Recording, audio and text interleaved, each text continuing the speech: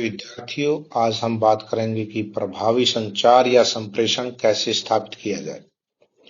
आज के व्यावसायिक वातावरण में सफलता के लिए प्रभावी व्यावसायिक संचार अति आवश्यक है, क्योंकि लिखना और बोलना ये दोनों अक्षमताएं कई क्षेत्रों में सफलता का प्रमुख निर्धारक बनती हैं।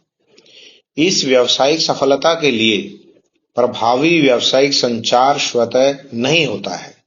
इसलिए हम अपने स्वयं के अनुभवों के आधार पर ही देखते हैं और बताते हैं और समझते हैं कि हमारे द्वारा भेजा गया संदेश प्राप्तकर्ता द्वारा उसी तरह से प्राप्त किया गया, समझ लिया गया जैसा हम चाहते थे।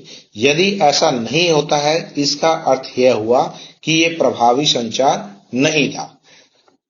अतः दूसरा बिंदु, एक प्रभावी संचार प्रक्रिया में अपने अनुभवों एवं अधिगम के आधार पर संभावित व्यवधानों का अनुमान लगाता है।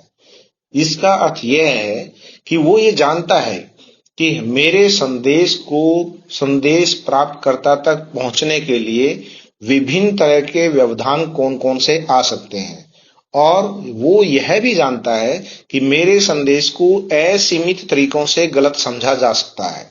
इस मानसिकता को ध्यान में रखते हुए प्रारंभिक संदेश को प्रभावी ढंग से तैयार करना और यह सुनिश्चित करना कि उचित समय पर हस्तक्षेप करने के लिए तैयार रहूंगा और मैं एक एकाग्रता सुनिश्चित करूंगा कि क्या मेरा संदेश जिस अर्थ के साथ, जिस मूल भावना के साथ प्राप्तकर्ता तक पहुंचना चाहिए था, क्या वो पहुंचे या नहीं, पहुंच गया या नहीं, ये मैं सुनिश्चित करूंगा।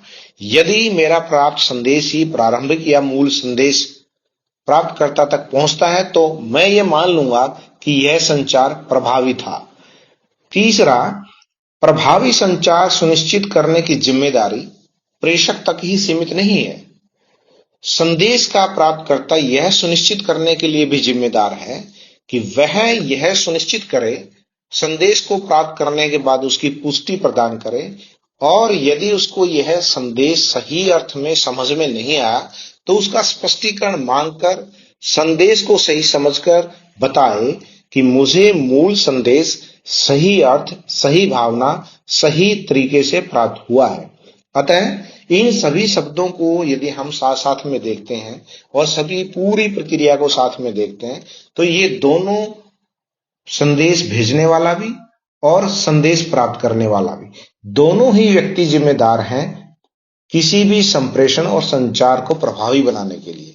यदि दोनों जिम्मेदार हैं और दोनों अपनी एक मानसिकता के साथ उस संदेश को प्राप्त करते हैं, तो वह संदेश उसी अर्थ में, उसी भावना के साथ, उसी भाषा के साथ समझा जाएगा और बताया जाएगा, जो दोनों की मानसिकता यदि आपस में एक दूसरे से मेल खाती है।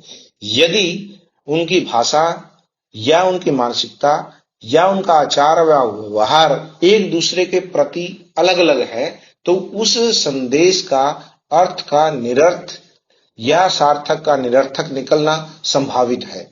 अतः यह अति आवश्यक है कि दोनों, संदेश भेजने वाला भी और संदेश प्राप्त करने वाला भी, एक ही स्तर पर आए और उस भावना को, उस अर्थ को, उस संदेश को उसी तरह से समझें जैसे संदेश भेजने वाला समझाना चाहता है और प्राप्तकर्ता उसको उसी तरह समझे जिस तरह उसको समझना चाहिए।